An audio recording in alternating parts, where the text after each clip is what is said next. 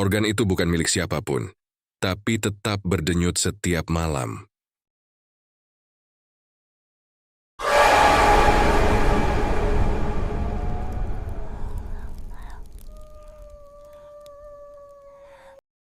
Rumah sakit itu tidak pernah benar-benar tidur.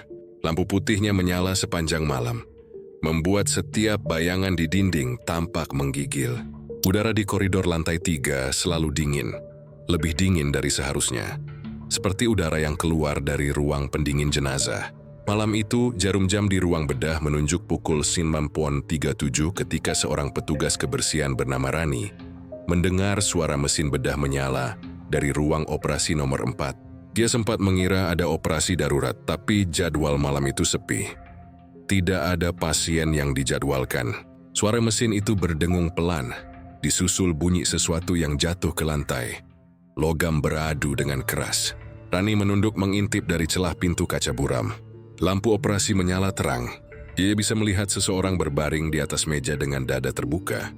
Awalnya ia pikir itu pasien, tapi ketika tubuh itu bergerak perlahan dan wajahnya terlihat jelas di bawah cahaya putih, jantungnya hampir berhenti. Ludo Quarer, kepala bedah yang terkenal tegas dan disegani di rumah sakit itu. Tubuhnya tergeletak di meja tanpa pakaian operasi, hanya mengenakan celana panjang. Rongga dadanya terbuka rapi seperti hasil pembedahan sempurna, dan darah mengalir dari ujung meja menetes ke lantai, membentuk genangan kecil. Di sebelahnya, pisau bedah masih menempel di pegangan tangan kanan, seolah-olah ia yang melakukannya sendiri. Rani menjerit dan berlari keluar sebelum sempat memastikan apakah ia masih hidup atau tidak. Tidak sampai 5 menit, ruang itu sudah dikerumuni petugas keamanan dan dokter jaga. Tapi pemandangan di dalam ruangan membuat semua orang terdiam. Tidak ada tanda perlawanan. Tidak ada kekacauan seperti orang yang berjuang melawan kematian. Semua tampak rapi, bersih, nyaris seperti simulasi operasi yang disiapkan dengan sengaja. Namun satu hal yang membuat bulu kuduk berdiri adalah wajah Dr. R yang tetap menatap langit-langit dengan mata terbuka lebar. Tapi bola matanya hilang, hanya tersisa rongga hitam menganga. Polisi datang kurang dari 1 jam.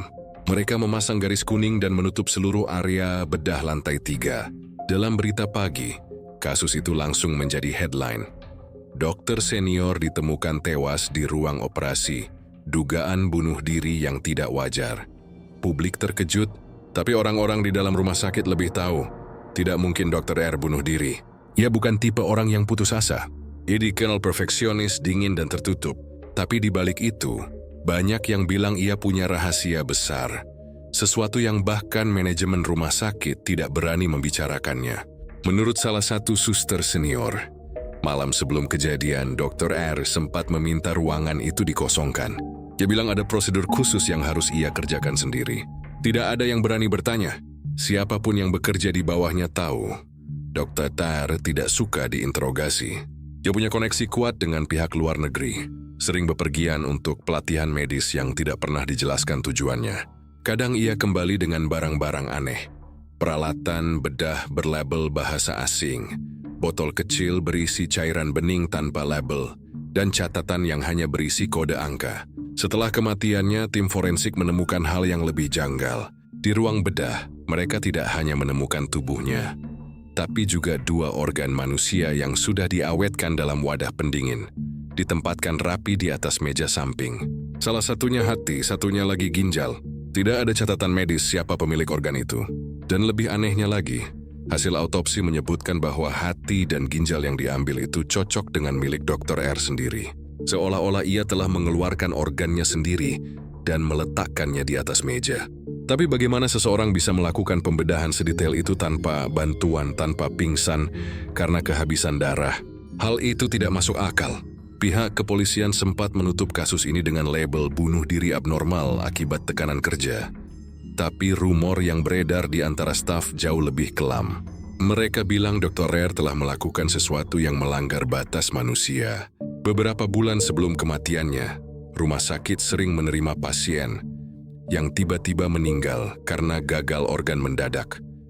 Namun hasil laboratorium mereka normal sehari sebelumnya. Laporan resmi tidak pernah dipublikasikan. Sebagian suster percaya organ mereka diambil saat mereka masih hidup. Ada malam-malam tertentu di mana suara mesin bedah menyala sendiri. kata Rani dalam wawancara internal yang tidak pernah dipublikasikan. Kadang aku mendengar suara seseorang bicara pelan di dalam ruangan, tapi waktu aku intip, ruangan itu kosong. Kupikir itu cuma halusinasi. Setelah kematian Dr. R, rumah sakit mencoba menutupi semuanya. Ruang bedah nomor 4 disegel. Tapi anehnya, tiap tengah malam, lampu di dalam ruangan itu menyala sendiri. Petugas keamanan yang berjaga sering melihat bayangan seseorang berdiri di balik kaca pintu, mengenakan jas dokter. Ketika diperiksa, ruangan itu selalu kosong.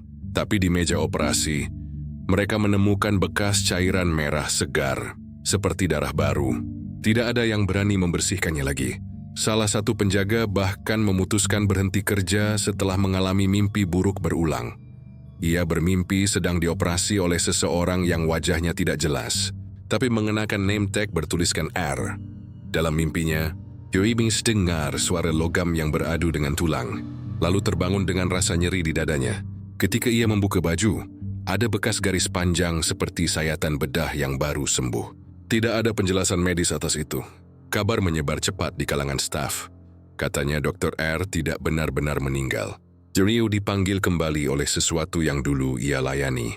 Ada yang bilang ia terlibat dalam jaringan gelap perdagangan organ manusia. Dan beberapa organ yang ia kirim ke luar negeri berasal dari pasien yang tidak pernah benar-benar mati. Jadi mutu antara batas hidup dan mati. Dan mungkin itu sebabnya arwah mereka tidak pernah tenang. Beberapa minggu kemudian, seorang teknisi listrik rumah sakit menemukan flash disk tertinggal di ruang bedah yang disegel.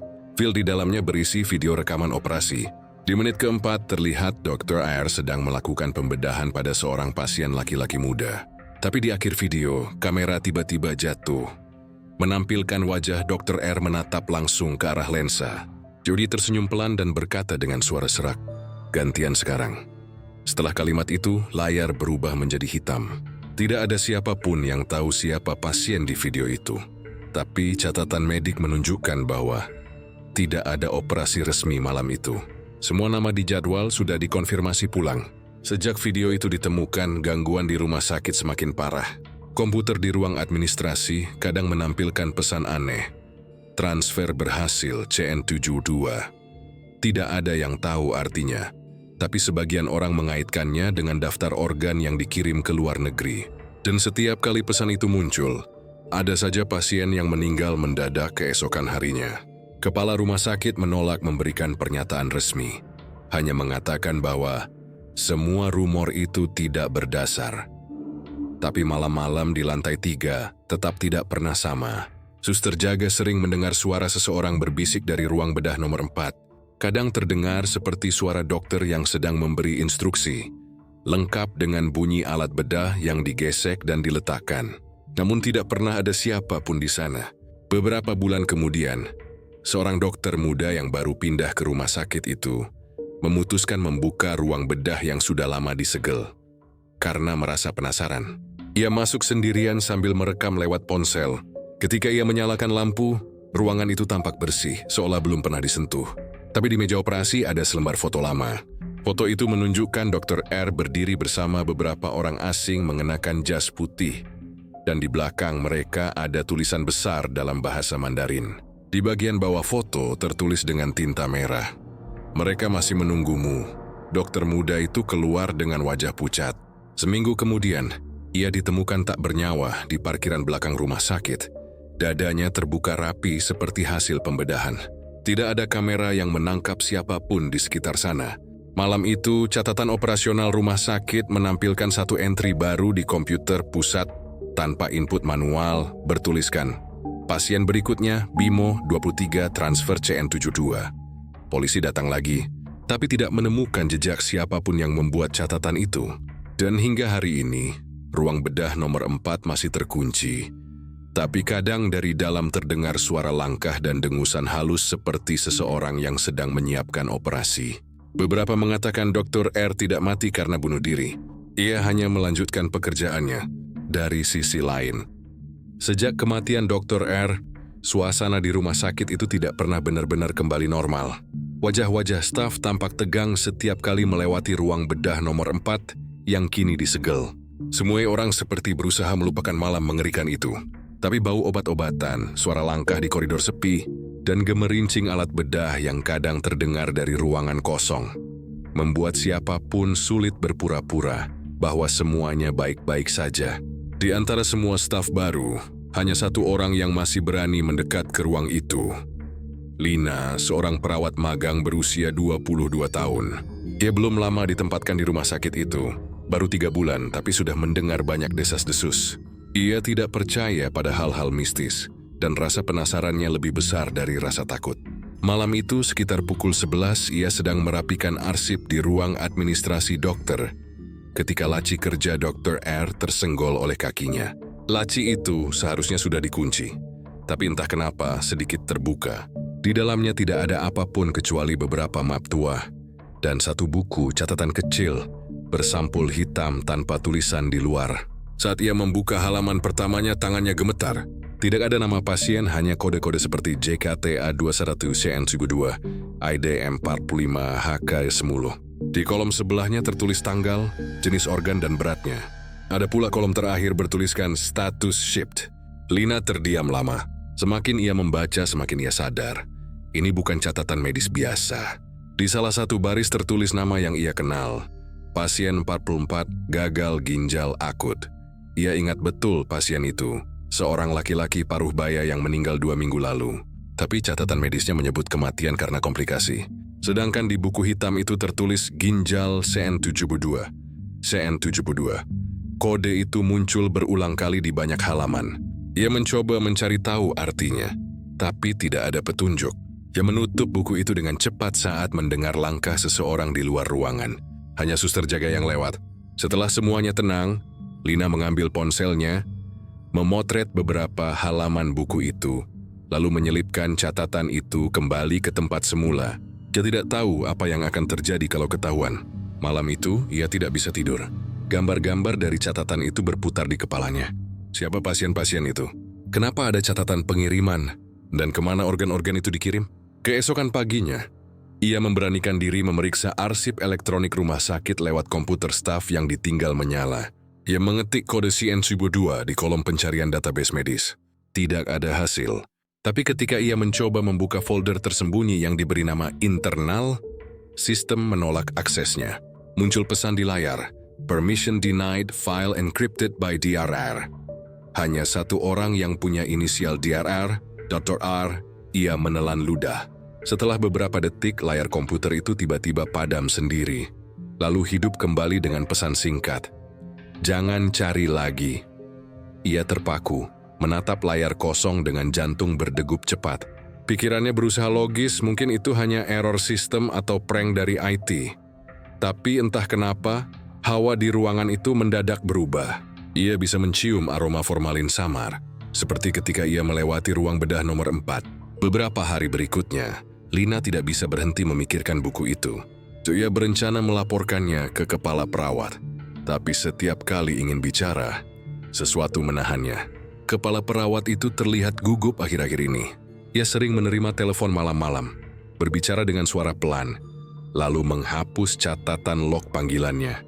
Bahkan beberapa kali Lina melihatnya masuk ke ruangan yang sudah disegel itu, ditemani 2 orang asing berpakaian rapi, bukan staf rumah sakit. Suatu malam keberanian Lina meledak.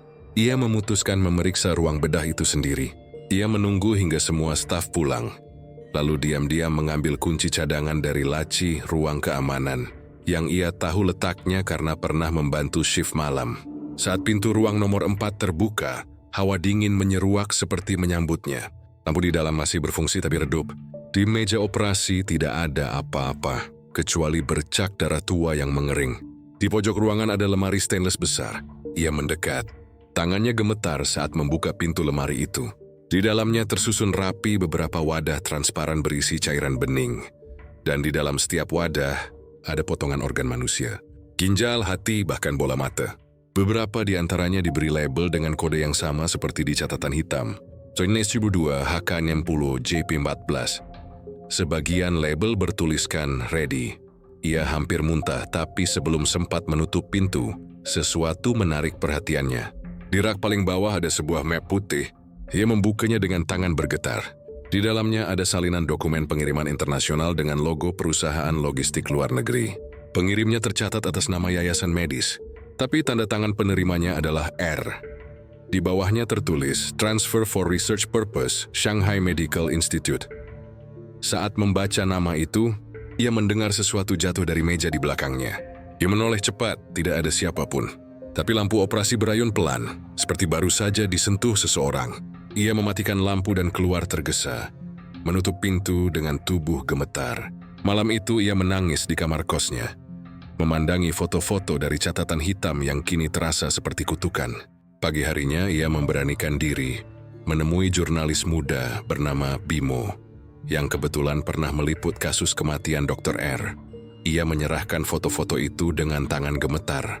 Bimo awalnya mengira Lina hanya mengarang cerita, sampai ia melihat salah satu kode di foto, CN72. Wajahnya langsung berubah. "Aku pernah dengar kode itu," katanya pelan. Itu bukan nomor acak. Itu kode rute pengiriman organ ilegal ke Cina. CN artinya Cina. Angka belakang menunjukkan urutan transaksi. Lina menatapnya tak percaya. "Kamu serius? Jadi rumah sakit ini..." "Ya," potong Bimo. "Mereka bagian dari jaringan besar. Dr. R salah satu koordinatornya." Lina merasa darahnya berhenti mengalir. Tidak kini tahu dia apakah harus marah, takut, atau menangis. Tapi sesuatu di dalam dirinya mengatakan bahwa kebenaran yang baru saja ia dengar hanyalah permukaannya saja. Malam itu, saat ia kembali ke rumah sakit, semua file yang berhubungan dengan Dr. R di komputer sudah hilang. Laci meja tempat ia menemukan buku hitam juga kosong. Bahkan buku itu lenyap. Dia mencoba menanyakan kepada kepala perawat. Tapi wanita itu hanya tersenyum kaku dan berkata, "Kamu terlalu banyak tahu, Lina. Fokus saja pada pekerjaanmu." 2 hari kemudian, Bimo menghubunginya panik. Ia bilang ada seseorang yang mengikutinya sejak pagi. Dan file hasil investigasi yang ia simpan di laptop mendadak terhapus. Gem mengirim pesan terakhir kepada Lina. "Kalau aku kenapa-kenapa, simpan foto itu baik-baik. Jangan buka lagi folder CN72. Setelah pesan itu, nomornya tidak bisa dihubungi. Lina menunggu, tapi Bimo tidak pernah muncul lagi. Di rumah sakit, suasana semakin aneh.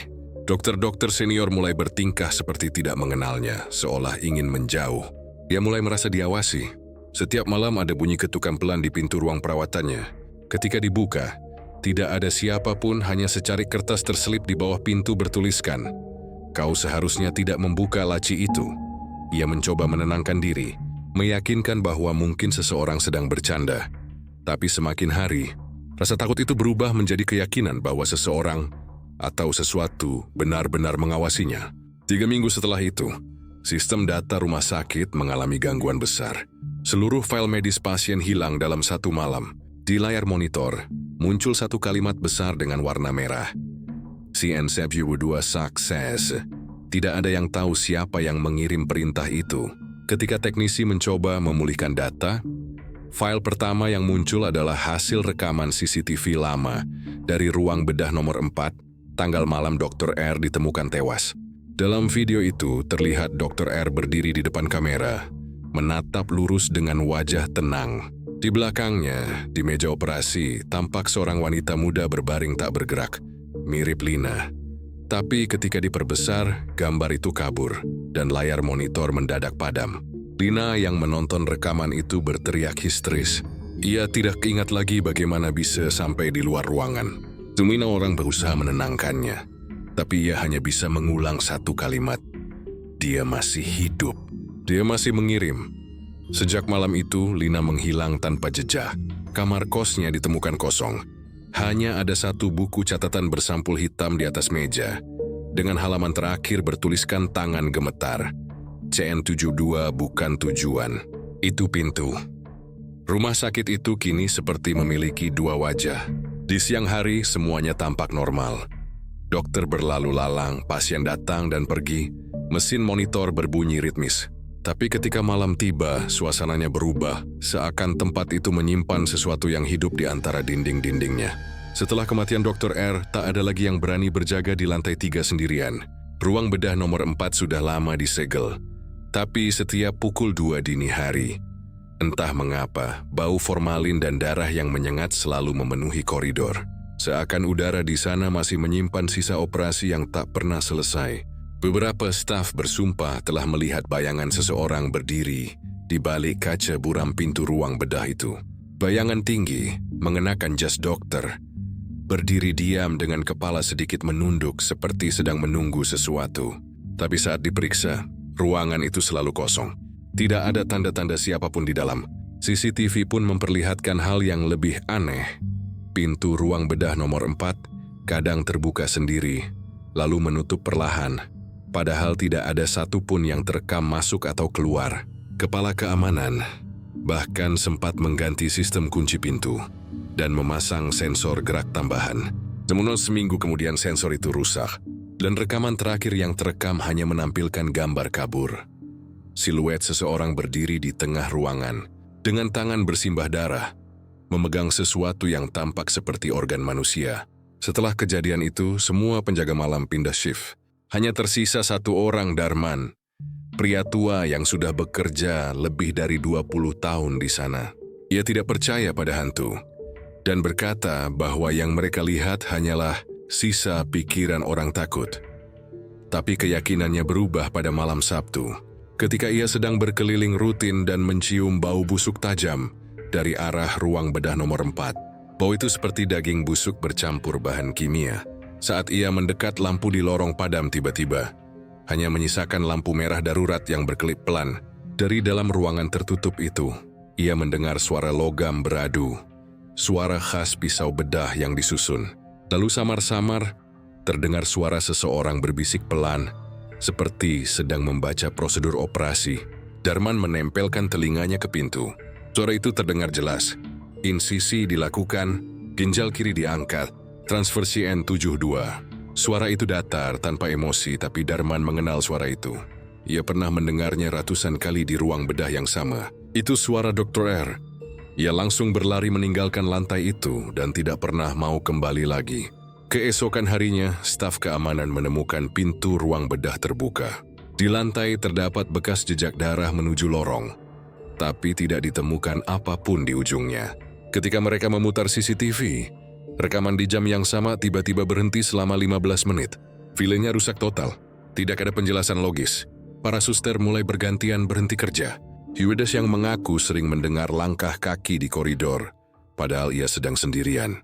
Ada juga yang mengaku melihat seseorang lewat di pantulan kaca, tapi ketika menoleh, tidak ada siapapun. Beberapa dokter mencoba menganggapnya hanya kelelahan, tapi semakin lama semakin banyak yang mengalaminya. Salah satu suster, Rini, bahkan sampai pingsan di tengah shift malam.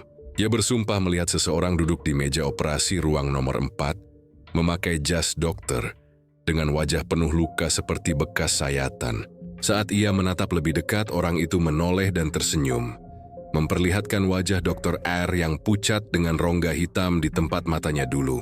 Ia berteriak histeris sampai pengawas datang menolong. Sejak saat itu, Rini berhenti bekerja dan tidak pernah kembali. Desas-desus tentang dokter tanpa mata mulai menyebar. Ada yang bilang itu arwah Dr. R yang masih bekerja setiap malam, menyelesaikan operasi yang belum tuntas. Ada pula yang percaya itu bukan arwah, melainkan sesuatu yang meniru bentuknya. Makhluk yang lahir dari dosa yang ia lakukan. Rumah sakit berusaha menutupi semua rumor itu, bahkan mengganti sebagian staf dengan yang baru.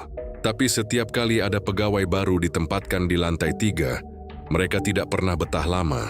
Ada yang mengundurkan diri setelah seminggu, ada yang tiba-tiba jatuh sakit tanpa sebab. Salah satu dari mereka, mahasiswa magang bernama Yudi, sempat mencoba bersikap berani. Dia membawa ponsel dan merekam lorong di depan ruang bedah itu pada jam 2 pagi.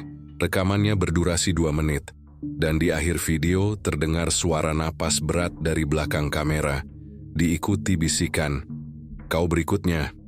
Keesokan paginya, Yudi tidak datang kerja. Polisi menemukannya 3 hari kemudian di rumah kontrakannya, tewas dengan luka sayatan di dada, menyerupai bekas operasi, tapi semua organnya masih utuh. Tidak ada tanda-tanda perampokan. Setelah kejadian itu, manajemen rumah sakit menonaktifkan seluruh CCTV di lantai 3 dengan alasan perawatan sistem. Tapi para staf tahu alasannya bukan itu. Mereka tidak ingin melihat apapun lagi dari rekaman itu. Kepala rumah sakit bahkan memerintahkan semua orang untuk tidak membicarakan ruang nomor 4 di hadapan pasien atau media. Namun rumor justru semakin liar. Ada cerita bahwa setiap malam Senin, lift pelayanan berhenti sendiri di lantai 3 tanpa perintah. Saat pintu terbuka, tampak bayangan seseorang di ujung lorong berdiri menatap. Ketika pintu menutup, terdengar suara besi diseret dari dalam. Seorang teknisi yang pernah mencoba memperbaiki sistem lift bersumpah melihat noda darah menetes dari langit-langit kabin. Setelah membersihkannya, noda itu muncul lagi beberapa jam kemudian. Sementara itu, seorang staf IT menemukan lock aneh di sistem rumah sakit. Setiap jam 2 dini hari, ada akses otomatis dari akun lama milik Dr. R yang sudah dihapus. Akses itu hanya membuka satu folder dengan nama CN22, lalu menutup kembali. Tidak ada file di dalamnya, tapi setiap kali akses itu terjadi, suhu ruang server turun drastis hingga membuat seluruh ruangan berkabut.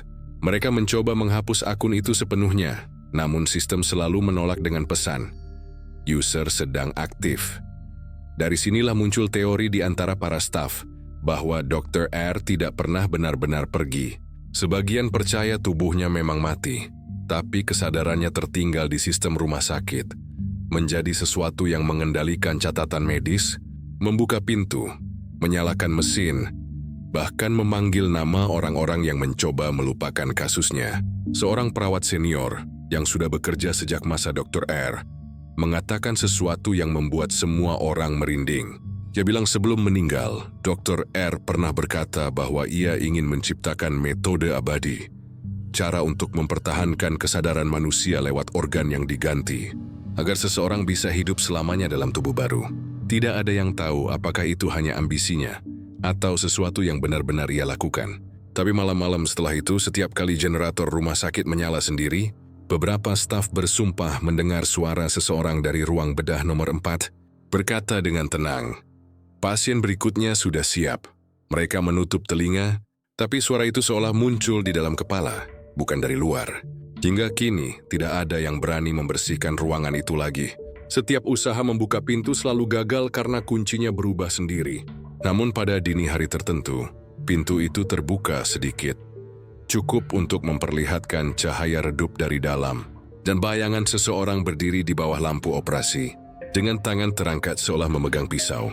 Dan yang paling menakutkan, menurut cerita seorang penjaga yang melihatnya terakhir kali, bayangan itu bukan hanya satu, ada 2, dan yang satu diantaranya berambut panjang, mengenakan seragam perawat. Bimo adalah jurnalis muda yang haus akan kebenaran. Joyo bekerja di salah satu media daring yang sering menyoroti isu sosial dan kejahatan medis. Ketika berita tentang kematian Dr. R meledak di media, banyak reporter lain fokus pada sisi sensasionalnya. Dokter yang bunuh diri dengan cara aneh di rumah sakit elit. Namun Bimo melihat sesuatu yang lebih besar di baliknya. Ia tidak percaya seorang dokter yang dikenal tenang dan profesional bisa mengakhiri hidupnya sendiri dengan cara seperti itu. Terlalu rapi, terlalu theatrical.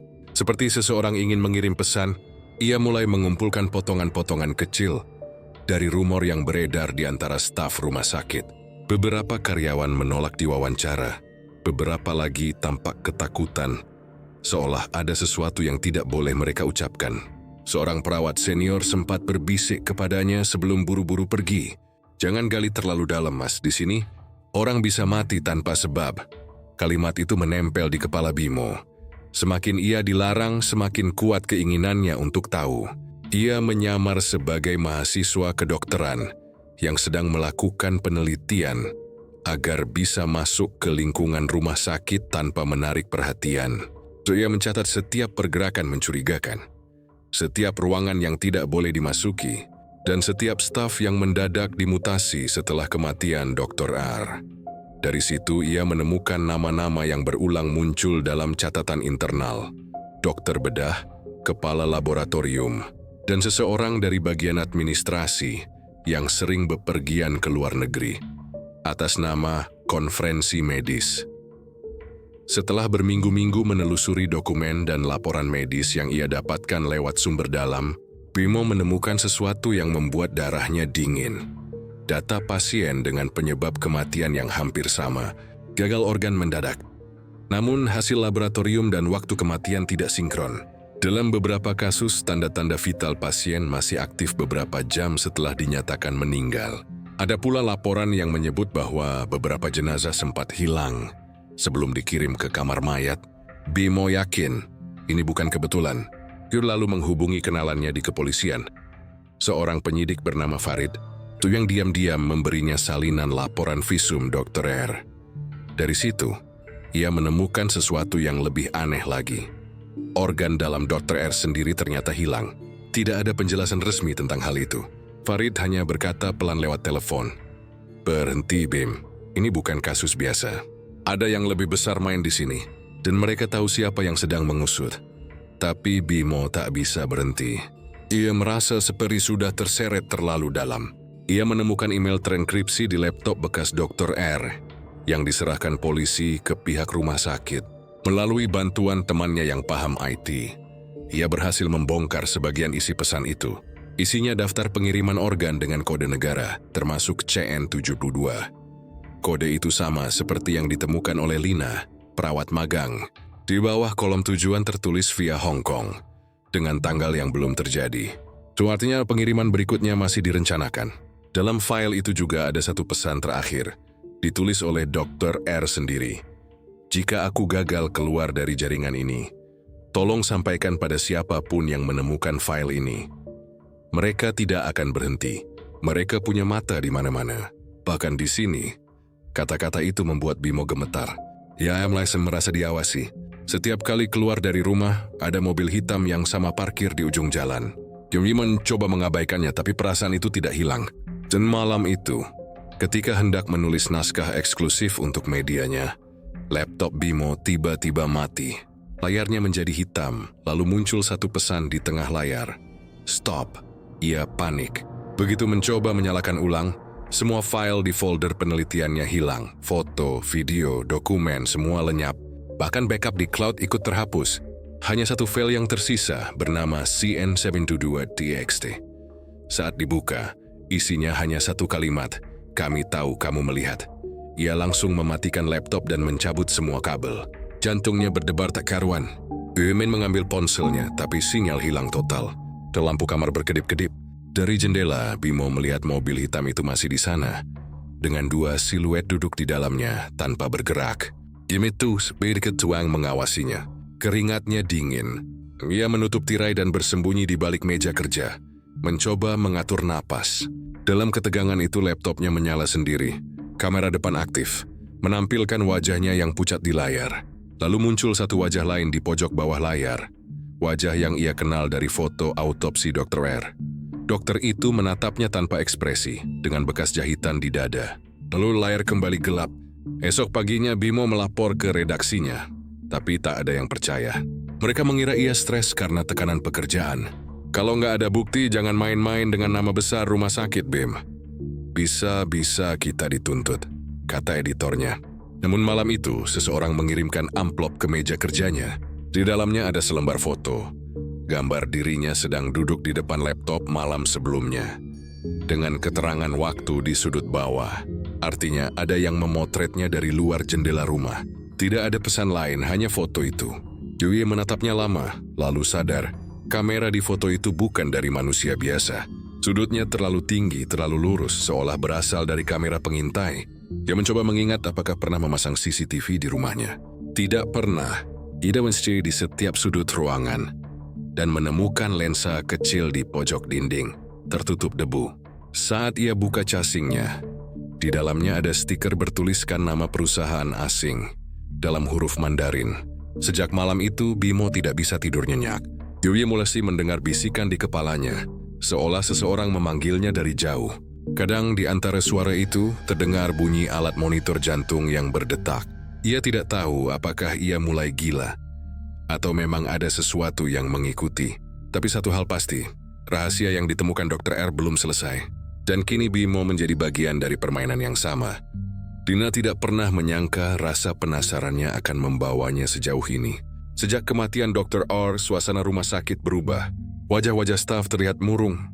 Dan setiap kali ia melintas di lorong menuju ruang bedah 4, udara seolah menjadi dingin tanpa sebab.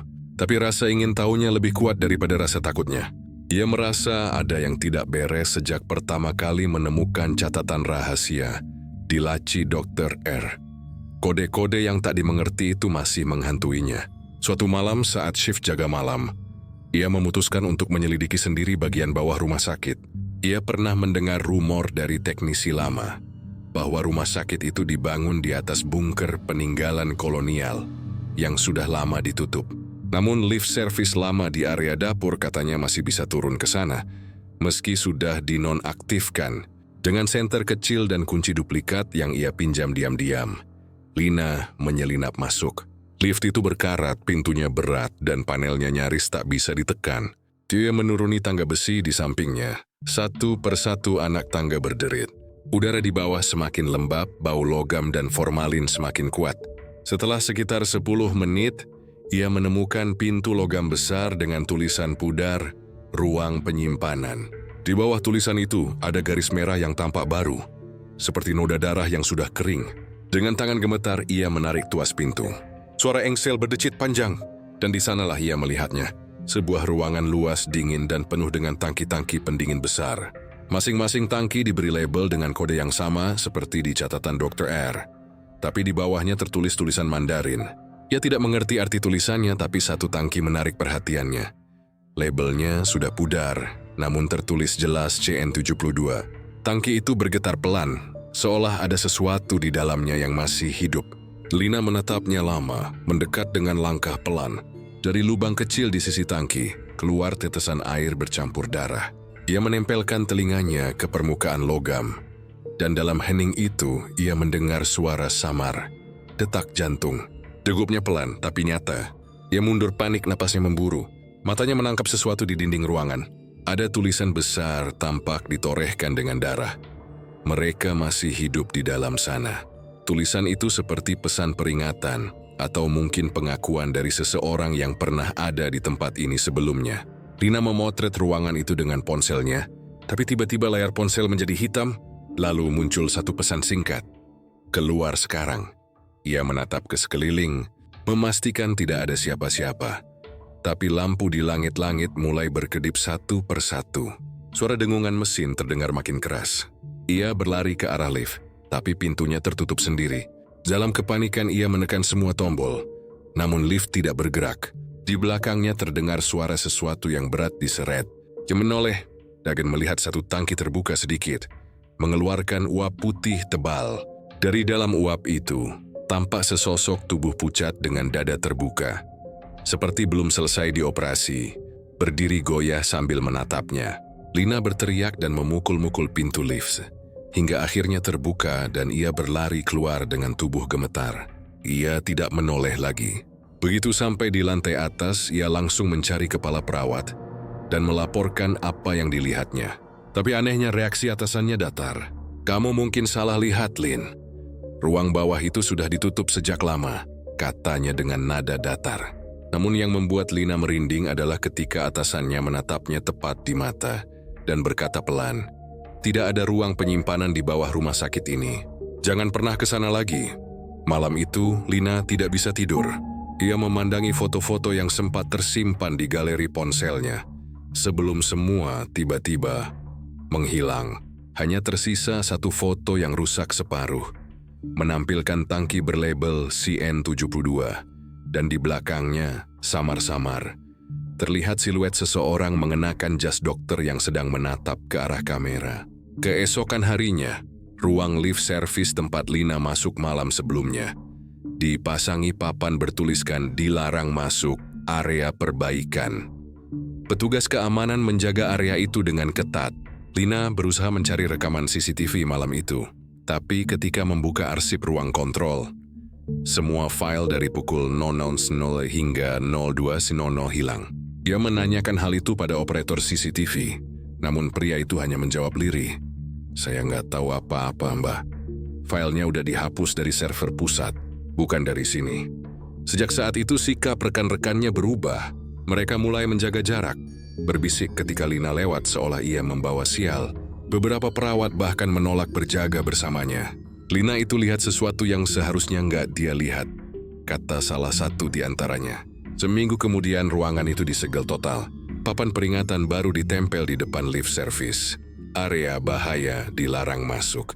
Tapi setiap malam, dari ruang bawah itu terdengar suara mesin yang menyala sendiri. Dan kadang samar terdengar suara seperti seseorang mengerang kesakitan. Lina mencoba melupakan semua itu, tapi rasa bersalah menghantuinya. Ia merasa harus memberitahu seseorang, mungkin jurnalis atau polisi. Tapi setiap kali ia mencoba mengetik pesan atau email, ponselnya langsung restart sendiri, seolah ada sesuatu yang mencegahnya. Hingga suatu malam saat ia pulang dari shift malam, ia mendengar suara langkah di belakangnya. Dia menoleh tapi jalan kosong. Namun ketika ia membuka pintu apartemennya, di meja sudah ada satu amplop putih tanpa nama. Di dalamnya, ada foto dirinya yang sedang berdiri di depan tangki bawah tanah. Diambil dari sudut yang sama seperti foto yang sebelumnya menghilang. Di balik foto itu tertulis, "Kami tahu kau sudah melihat." Lina menjerit dan menjatuhkan foto itu. Saat ia memungutnya kembali, tinta tulisan itu berubah warna menjadi merah, seperti darah yang baru menetes. Malam itu juga ia pergi dari apartemennya, tak pernah kembali bekerja di rumah sakit itu. Namun keesokan harinya berita internal menyebar. Perawat magang bernama L ditemukan tewas tenggelam di sungai belakang kompleks rumah sakit. Polisi menyebutnya bunuh diri karena stres kerja. Tapi staf yang mengenalnya tahu, ia tidak pernah punya alasan untuk bunuh diri. Dan yang paling aneh, tubuhnya ditemukan tanpa jantung. Tidak ada bekas operasi, tidak ada luka terbuka. Seolah organ itu menghilang begitu saja dari dalam tubuhnya. Sejak malam itu, ruang lift service rumah sakit itu ditutup permanen. Namun kadang pada malam-malam tertentu, petugas jaga mengaku mendengar suara lift tua bergerak sendiri, turun ke lantai paling bawah. Dari celah pintu lift, mereka mencium bau formalin dan darah bercampur besi. Tulis di dinding dekat ruang kontrol, seseorang menemukan tulisan samar yang baru. Mereka masih hidup di dalam sana.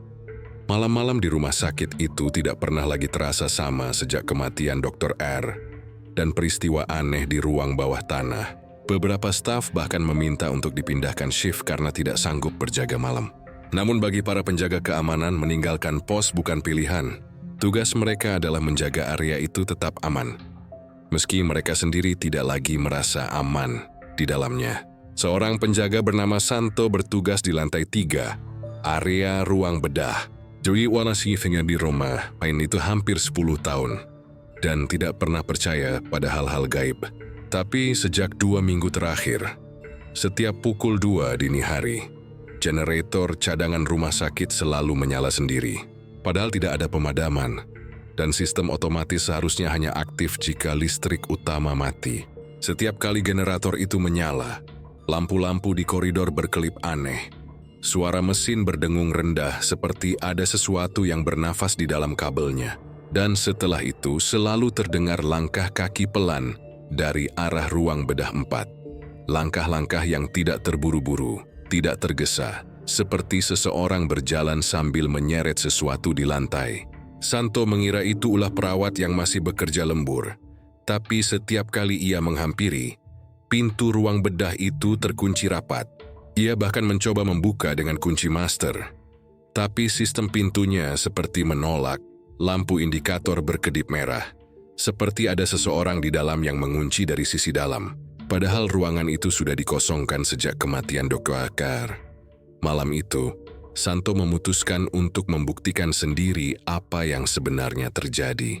Ia membawa senter dan handy-talkie, serta meminta rekannya, Gilang, untuk berjaga di ruang kontrol CCTV.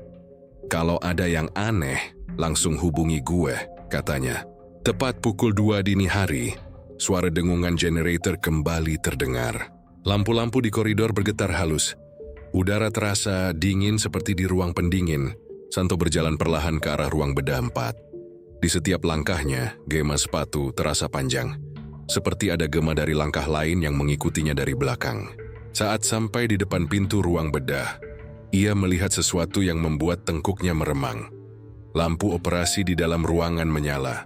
Cahaya putih kebiruan menembus celah pintu, menyorot seperti sinar dari dunia lain. Ia menempelkan telinga ke pintu dan mendengar suara samar. Suara orang berbicara dalam bahasa asing, terdengar berat dan berirama. Seolah-olah seseorang sedang membaca instruksi atau mantra dalam bahasa yang tidak ia kenali. Yui menekan tombol intercom, tapi hanya terdengar desi statis. Lalu tiba-tiba, suara itu memanggil dengan jelas Dr. R. Santo mundur satu langkah, jantungnya berdegup kencang. Ia segera memanggil Gilang lewat handy-talkie. Lang, lo lihat ruangan 4 di CCTV enggak? Lampunya nyala, tapi tidak ada jawaban. Yui memanggil lagi, tapi tetap sunyi. Hanya suara dengung statis, seperti sinyalnya disedot habis. Yui istiutukan mepiai pintu. Begitu kunci terbuka, pintu berdecit perlahan, dan hawa dingin menyeruak keluar seperti embusan kulkas raksasa. Di dalam ruangan itu, meja operasi tampak bersih, peralatan rapi, tapi di lantai ada bercak merah yang belum sempat mengering. Santo menyorotkan senter ke arah bercak itu, dan mendadak lampu ruangan mati. Senter bergetar di tangannya. Sinarnya menyorot ke arah meja operasi. Di sana, seseorang berdiri membelakanginya, mengenakan jas dokter berlumur darah.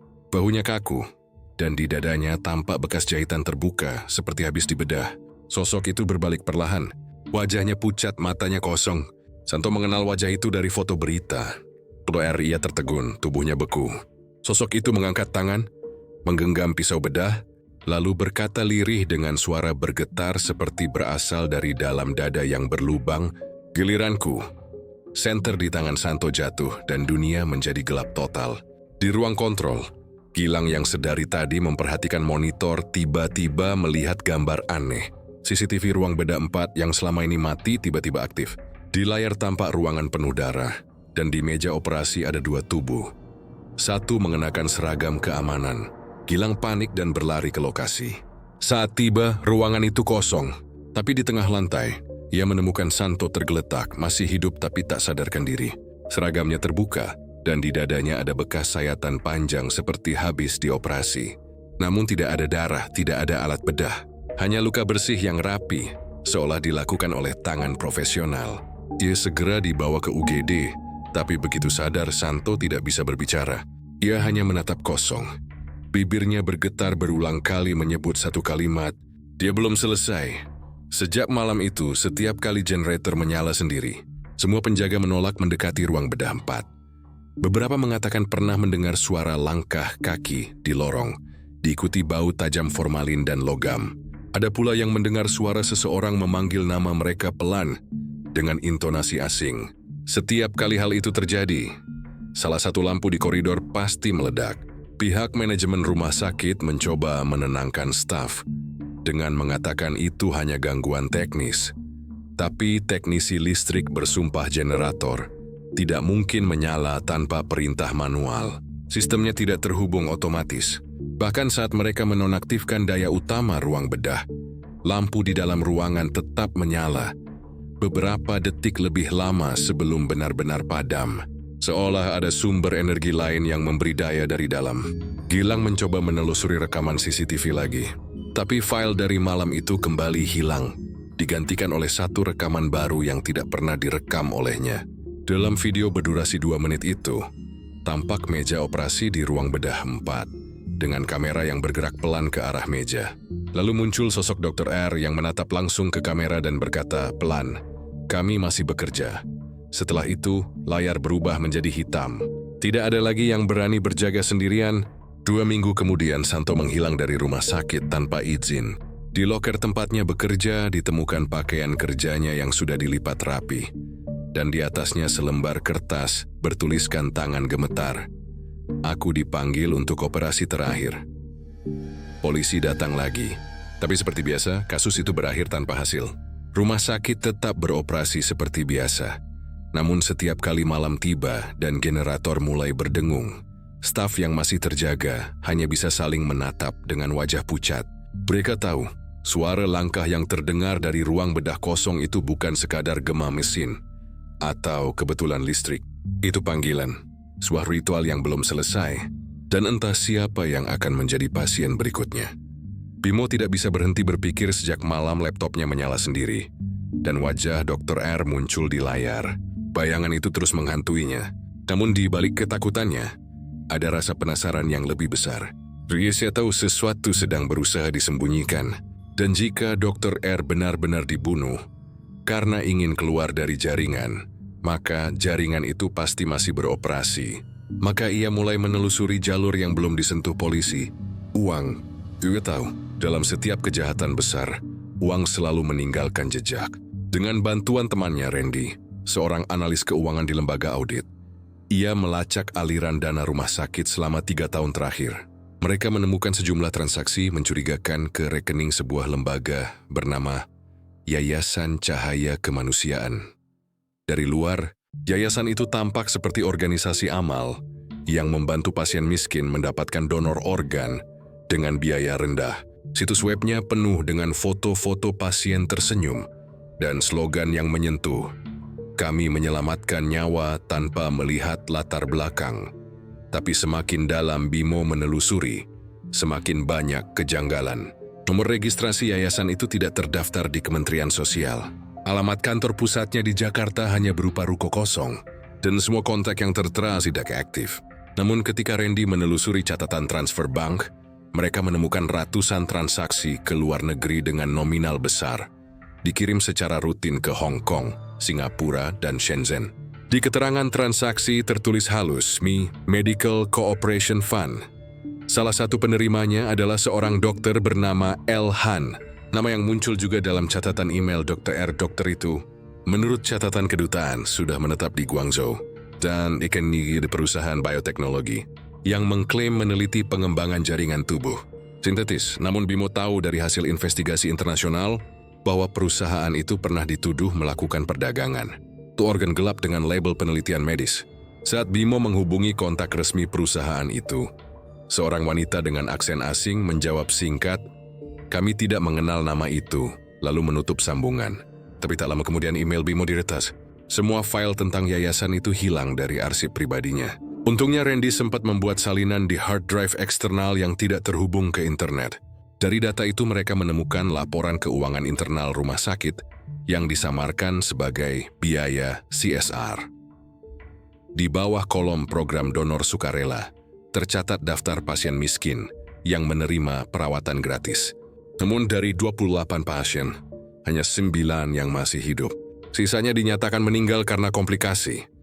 Padahal catatan medis menunjukkan kondisi mereka stabil sebelum operasi. Lebih mengerikan lagi, laporan pengiriman organ ke laboratorium luar negeri sesuai tanggal kematian mereka.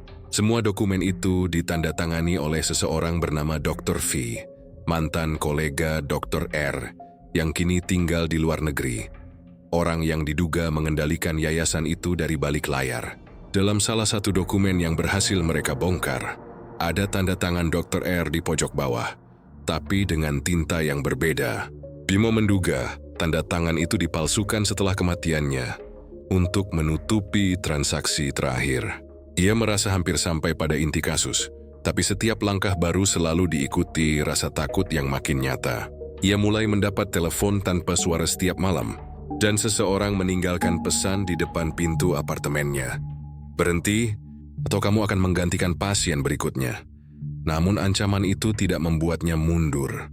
Ia pergi ke rumah salah satu keluarga korban, seorang ibu tua bernama Burina, yang anaknya meninggal setahun lalu karena gagal ginjal. Ibu itu memperlihatkan surat persetujuan donor yang katanya diberikan pihak yayasan.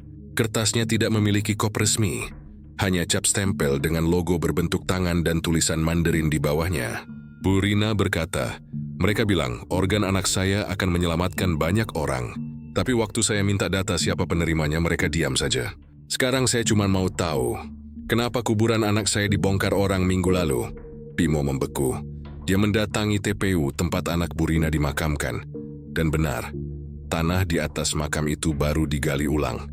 Menurut penjaga makam, malam itu ada mobil ambulans datang tanpa pengawalan, membawa beberapa orang berseragam putih. Mereka mengaku dari rumah sakit, katanya pemeriksaan ulang jenazah. Tapi sejak itu kuburan itu kosong. Petugas tidak tahu siapa yang memerintahkan. Bimo mulai sadar, jaringan ini bukan hanya menyentuh rumah sakit tempat Dr. R bekerja, tapi juga institusi lain, polisi, yayasan, bahkan lembaga medis internasional. Ia menyadari dirinya melawan sesuatu yang lebih besar dari sekadar kejahatan medis.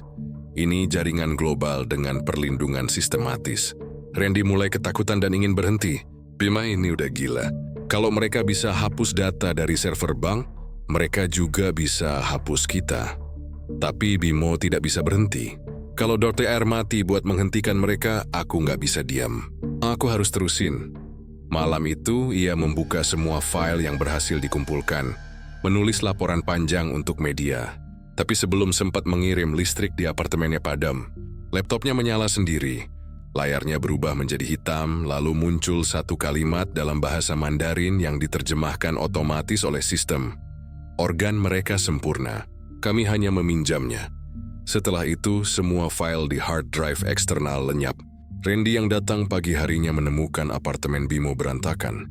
Tapi tidak ada tanda-tanda perampokan. Hanya satu hal aneh.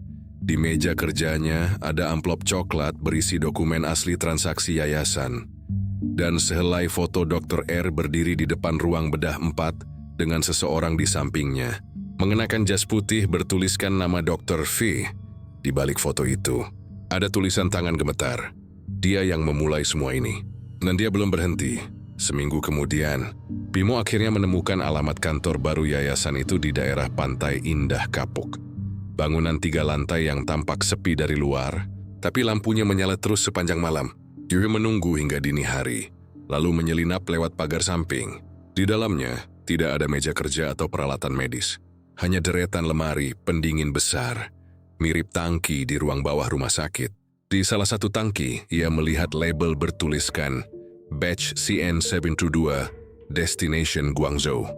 Tiba-tiba, ia mendengar suara langkah pelan di belakangnya. Seorang pria tinggi mengenakan masker bedah berdiri di sana, memegang clipboard. "Kau datang lebih cepat dari yang kami kira," katanya tenang. Dia menurunkan masker, menampakkan wajah yang selama ini hanya Bimo lihat dari foto lama. Dr. V. Dokter sudah mencoba menghentikan kami. Tapi ia tidak paham, tubuh manusia terlalu berharga untuk mati sia-sia. Bimo mundur pelan, menyalakan ponselnya untuk merekam, tapi cahaya lampu padam. Dalam gelap, hanya terdengar suara mesin pendingin berputar, dan kalimat terakhir Dr. V sebelum semuanya gelap. "Tenang saja, jantungmu sehat. Seseorang di luar sana sedang menunggunya." Esok paginya, yayasan itu ditemukan kosong. Tidak ada Bimo, tidak ada dokumen. Hanya bau formalin yang menyengat, dan satu pesan di papan tulis laboratorium. Proyek berlanjut. "Terima kasih atas donasimu, Bimo." Autopsi ulang terhadap Dr. R dilakukan secara diam-diam. Bukan atas perintah rumah sakit, tapi oleh salah satu rekannya yang diam-diam masih mempercayai integritasnya. Dr. Harun, seorang forensik senior yang sudah lama mencurigai laporan kematian resmi itu. Ia membawa jenazah Dr. R ke ruang otopsi kecil di lantai bawah RSUD Menteng, tanpa mencatatkannya dalam log resmi. Saat ia membuka kembali jahitan di dada, ia tertegun. Rongga dada itu kosong. Tidak ada jantung, tidak ada ginjal. Bahkan hati pun lenyap. Bekas potongannya bersih, profesional, dan anehnya tidak ada tanda-tanda pendarahan masif. Luka itu terlihat seperti sudah disterilkan sebelum kematian terjadi. Tubuh Dr. R seolah dioperasi oleh tangan yang sangat ahli. Atau mungkin oleh dirinya sendiri. Tapi yang paling mengerikan bukan itu. Saat pemeriksaan dilanjutkan ke kepala, ditemukan bahwa bola matanya telah diambil dengan teknik pengangkatan presisi tinggi. Seperti prosedur transplantasi optik. Tidak ada tanda paksaan, tidak ada luka pertahanan. Seolah tubuh itu menyerah sepenuhnya. Di dalam saku jas dokter yang masih menempel di tubuhnya, ada secarik kertas kecil, basah oleh darah kering. Tulisan tangannya gemetar. "Aku harus menebus yang telah kuambil. Mereka datang menagih." Kalimat itu menggetarkan Dr. Harun. Ia tahu Dr. R pernah terlibat dalam kasus transplantasi ilegal beberapa tahun lalu. Tapi ia juga tahu Dr. R adalah orang yang kemudian menyesal. Dalam beberapa bulan terakhir sebelum kematiannya, Dr. R sering terlihat murung, jarang tidur, dan beberapa kali tertangkap berbicara sendiri di ruang bedah kosong. "Mereka belum pergi," katanya suatu malam kepada salah satu perawat. "Aku masih bisa mendengar napas mereka dari dalam kulkas itu." Ketika hasil otopsi itu bocor secara anonim kepada Bimo, jurnalis muda yang masih meneruskan penyelidikan, ia segera menyadari bahwa surat itu bukan sekadar pesan kematian. Itu pengakuan. Tapi pengakuan atas apa? Dia menelusuri arsip medis lama milik Dr. R. yang berhasil disalin Lina sebelum semua datanya dihapus. Di dalamnya ada catatan yang tidak biasa. Daftar pasien donor yang semuanya dinyatakan meninggal karena komplikasi pasca operasi. Di antara nama-nama itu, Bimo menemukan sesuatu yang aneh. Beberapa kode identitas pasien sama persis dengan kode yang tercantum dalam catatan pengiriman organ ke luar negeri, termasuk kode CN72. Ia mulai menduga, mungkin Dr. R telah menyadari bahwa organ yang diambil untuk jaringan internasional bukan hanya dari pasien mati, melainkan pasien hidup yang sengaja dibuat mati di meja operasi. Kementerian Ponsis sendiri telah melakukan prosedur itu. Dalam buku catatan pribadinya yang ditemukan Lina di ruang dokter, tertulis satu entry yang mengerikan. Malam ini aku melihatnya. Pasien nomor 12. Matanya terbuka saat aku mengangkat ginjalnya. Ia tidak mati. Aku dengar ia berbisik namaku. Bimo membaca tulisan itu berkali-kali, merasakan mual dan marah bercampur. Ia mencoba membayangkan seorang dokter yang sadar, sedang mencabut nyawa pasien demi uang, atau tekanan dari jaringan di atasnya. Tapi mengapa Dr. R seolah rela tubuhnya sendiri diambil seperti itu? Apakah ia percaya bahwa dengan cara itu, ia menebus dosa-dosanya? Atau ada sesuatu yang lebih mengerikan, sesuatu yang tidak bisa dijelaskan logika medis? Beberapa hari setelah hasil otopsi itu tersebar ke kalangan tertentu, Dr. Harun melapor bahwa seseorang telah masuk ke ruang pendingin mayat malam hari. CCTV menunjukkan sosok bayangan mengenakan jas dokter, dengan postur menyerupai Dr. R sendiri, berjalan tanpa alas kaki dan berhenti di depan lemari tempat tubuhnya disimpan. Lalu lampu padam. Saat listrik menyala kembali, pintu lemari itu terbuka dan tubuh Dr. R hilang. Tidak ada tanda paksaan, tidak ada rekaman lanjutan, hanya bau formalin yang menebal di udara. Keesokan harinya, ruang bedah 4 kembali dibuka untuk inspeksi polisi. Di meja operasi, mereka menemukan noda darah segar, padahal ruangan itu sudah ditutup selama berbulan-bulan. Di atas meja, ada satu organ manusia, jantung, masih basah dan utuh, ditempatkan di atas nampan logam dengan label bertuliskan R. Commeration 12, Returned. Polisi mencoba menelusuri sumber organ itu, tapi hasil uji DNA menunjukkan sesuatu yang tidak masuk akal. Jantung itu milik Dr. R sendiri. Kabar itu tidak pernah masuk berita. Rumah sakit langsung mengeluarkan pernyataan bahwa hasil tersebut tidak valid karena kontaminasi sampel. Tapi Bimo sudah mendapat salinannya dari sumber internal. Dia tahu sini bukan kesalahan laboratorium. Ada sesuatu yang sedang mengembalikan bagian tubuh Dr. R satu persatu. Lina, yang sejak awal ikut menyelidiki, mulai mengalami gangguan aneh. Ia mendengar suara langkah di lorong tempat jenazah Dr. R dulu disimpan. Setiap kali lewat di depan ruang bedah 4, monitor tekanan darah menyala sendiri, menampilkan detak jantung aktif padahal tidak ada pasien di meja. Suatu malam saat ia berjaga sendirian, sistem alarm operasi mendadak berbunyi. Ketika ia masuk, lampu ruangan berkedip, dan di monitor anestesi muncul pesan teks, bukan angka medis, melainkan kalimat, "Terima kasih Lina, mereka sudah tenang." Ia berlari keluar ketakutan, tapi rekaman CCTV yang diperiksa keesokan harinya menunjukkan sesuatu yang lebih menyeramkan.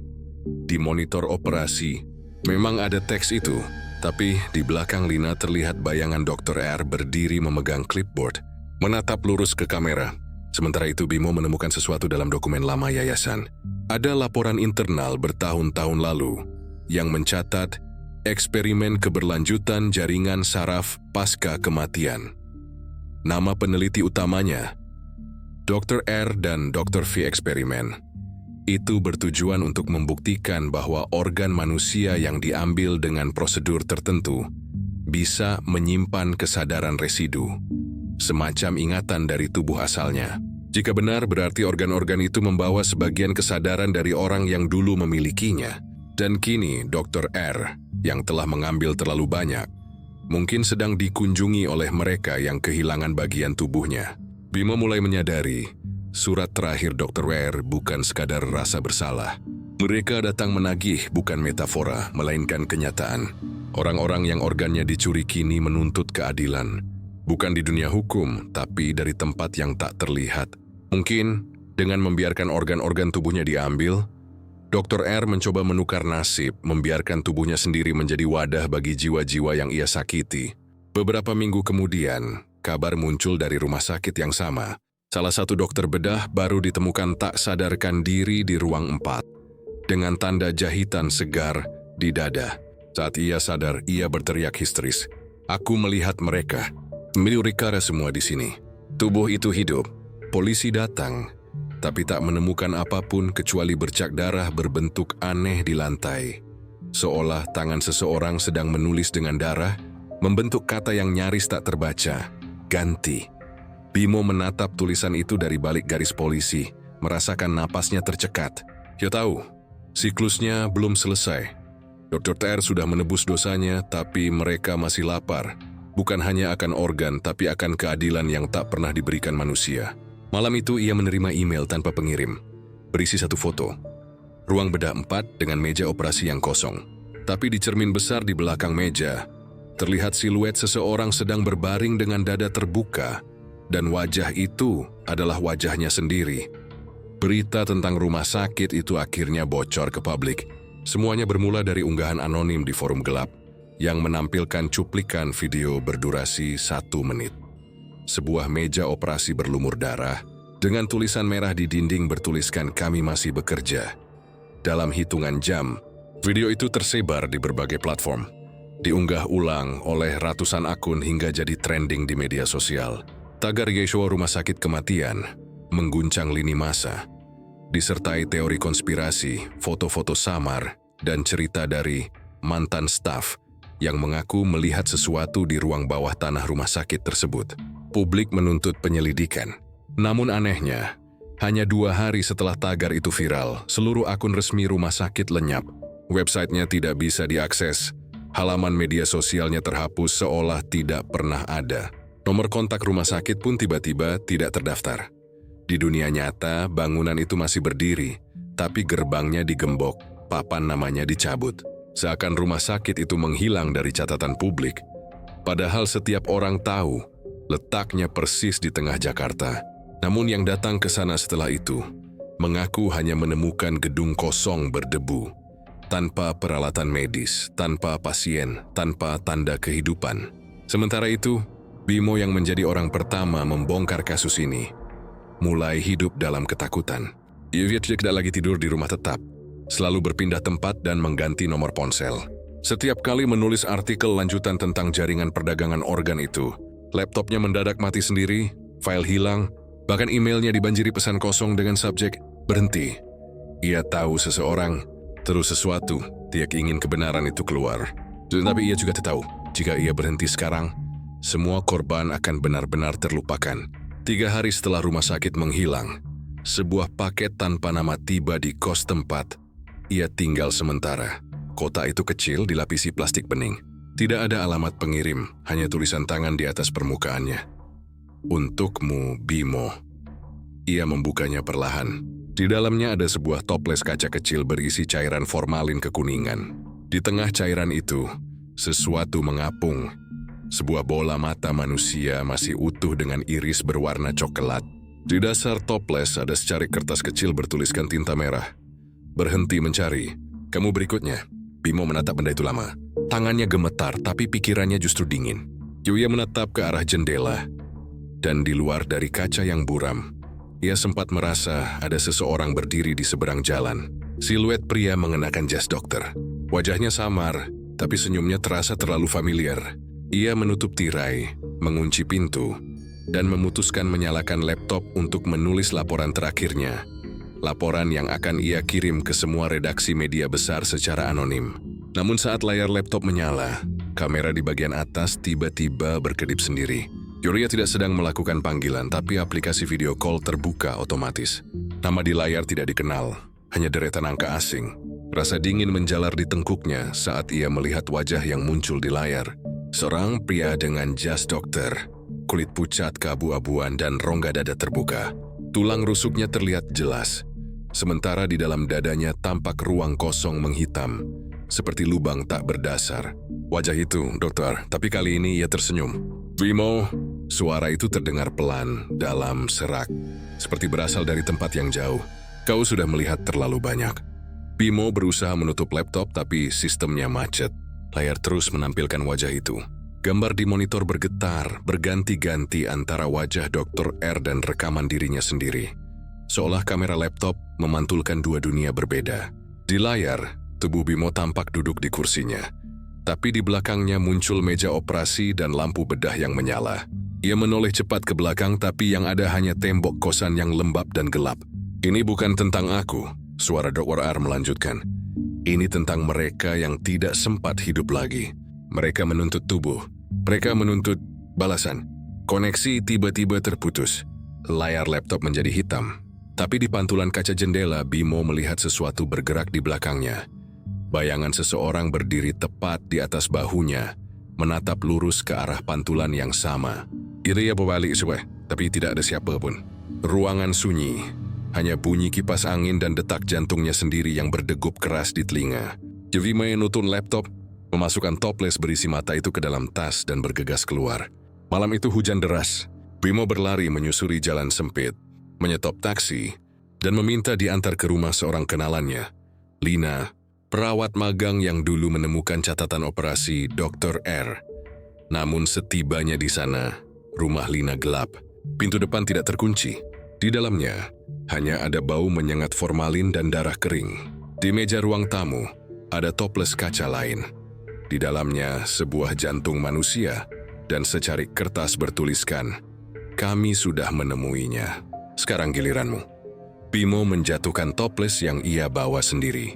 Cairan formalin tumpah ke lantai, dan bola mata di dalamnya bergulir pelan. Berhenti tepat di depan kakinya. Irisnya bergetar dan entah bagaimana bola mata itu bergerak menatapnya. Ia berlari keluar dengan panik. Di luar rumah hujan berhenti mendadak. Jalan sepi, tapi lampu-lampu rumah di sepanjang gang menyala satu persatu. Seperti mengikuti langkahnya. Dari setiap jendela yang bercahaya, tampak siluet orang-orang berdiri diam. Kulit pucat, beberapa dengan dada berlubang, beberapa tanpa mata. Mereka menatapnya serempak. Tidak bergerak, tidak bersuara. Bimo mundur perlahan, tubuhnya gemetar hebat. Dari ujung gang, muncul sosok berseragam dokter memegang clipboard berdarah. Suara yang sangat dikenalnya terdengar dari kejauhan, lirih tapi jelas. Operasi berikutnya, pasien, Bimo. Ia menjerit dan berlari, tapi langkah kakinya seperti tak mencapai apapun. Sekitarannya kabur, udara mengental. Dunia terasa seperti ruangan sempit yang menutup. Di kejauhan, lampu sirene polisi terlihat, tapi semakin ia berlari, jarak itu tak pernah berkurang. Lalu semuanya gelap. Keesokan harinya, polisi menemukan mobil taksi yang ditumpangi Bimo terparkir di tepi jalan dengan pintu terbuka. Di kursi belakang hanya ada tas berisi laptop rusak, kamera, dan toples kaca kosong. Tidak ada tanda keberadaan Bimo. Namun di permukaan kaca toples itu, tertulis dari dalam, dengan goresan halus seperti kuku manusia. "Ia sudah bersama kami. Kasusnya ditutup dengan alasan kehilangan sukarela." Redaksi. Tempat Bimo bekerja mengeluarkan pernyataan bahwa ia memang mengundurkan diri karena alasan pribadi. Tak ada satupun media yang berani menayangkan hasil investigasinya. Semua arsip digital terkait nama rumah sakit itu hilang dari internet dalam semalam, seolah tidak pernah ada. Namun beberapa minggu kemudian, seorang editor lepas menerima email tanpa pengirim. Isinya hanya satu file video berdurasi 3 menit. Dalam video itu tampak seseorang duduk di meja operasi. Wajahnya pucat, matanya kosong. Di belakangnya berdiri sosok pria dengan jas dokter yang tersenyum sambil berkata, "Kami tidak berhenti bekerja." Ketika video diperbesar, wajah orang di meja operasi itu terlihat jelas. Itu Bimo. Dadanya terbuka, organ-organnya hilang. Tapi matanya masih hidup. Ia menatap lurus ke kamera, seolah ingin mengatakan sesuatu. Di detik terakhir video itu, sebelum layar hitam, bibirnya bergerak pelan. Mereka masih lapar. Video itu beredar sebentar di forum gelap, lalu menghilang tanpa jejak. Hingga kini, tidak ada yang tahu siapa yang pertama kali mengunggahnya. Tapi beberapa netizen yang mengaku menontonnya mengaku setelah itu. Mereka menerima pesan di email pribadi berisi satu kalimat pendek. "Jangan lihat ke cermin saat tengah malam. Kadang mereka balik menatapmu,